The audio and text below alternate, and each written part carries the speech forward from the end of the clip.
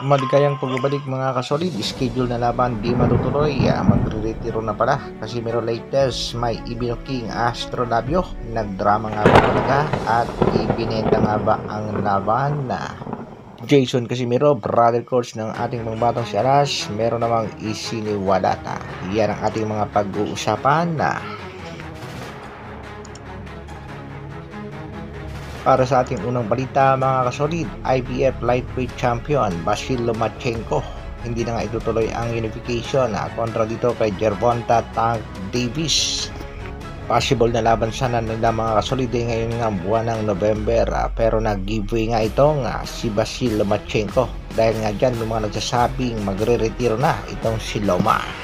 May nagsasabi ring Loma lost interest in the sport of boxing after the Haney robbery. Sa kasalukuyan, itong si Gervonta Tank Davis ay may katatang 30 wins, 28 knockouts at siyang WBA lightweight champion. Target niyang makasagupa naman itong si Shakur Stevenson. Pero may bali-balita naman, hindi nga daw nagpaparamdam sa kasalukuyan itong si Shakur.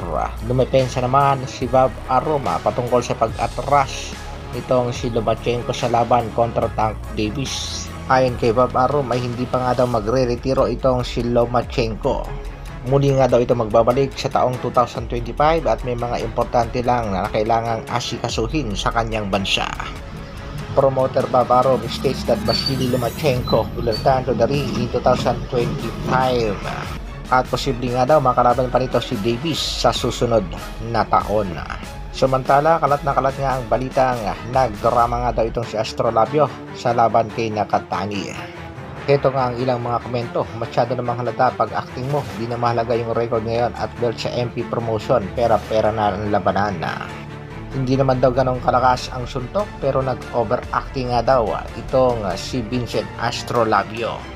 May nagsabi nga binabayaran ng malaki, nagpapatalo talaga para acting ang laban na. At sa labang itong mga kasolid ay malaki nga daw ang kinita nitong si Vincent Astrolabio. Hindi na nga daw tumayo dahil ayaw nang mabugbog pa ni Nakatani. Kagad namang nadepensa ang kampo nitong si Astro at sinabi nga natsambahan nga lang daw at napuruhan na kung tutusin kayang-kaya daw ni Astrolabio ang suntok ni Nakatani. Sa kabilang balita naman mga kasolid, sa latest interview kay Jason Casimiro, kinumpirma nga nitong si Kuya Lods na tuloy ang laban ni Alas ngayong buwan ng September. Kahit hindi nga daw matuloy ang kasalukuyang kinakausap ng Treasure Boxing promotion na boxer para sa laban, ay meron naman daw nakahandang backup para sigurado matuloy ang laban ngayong buwan ng September. At nang matanong naman siya patungkol sa paghahamon ng kampo ni Jonas Sultan dito kay Angas ng Pinas, may matindi namang isiniwalat itong si Kuya Lods at sinabi nga nitong grounded daw itong si Sultan. Ngayon si Jonas alam niyo naman may grounded yan ngayon Paano siya makalaban? Hindi ko na lang sasabihin kung ano yung grounded. Kaya torne ako patawa-tawa. Sabi nila na gano'n, tapos sabi nila gano'n, biglang mapalit-palit. Pero ano na namin yun, yung tanggap na namin yun kasi may mga ipal talaga, may ayaw talagang gusto na makalaban si Cuadro Alas Pero kami talaga, yun na yung ano namin, September, tuloy na yan. Kung hindi man yun siya, meron talaga ngayong September.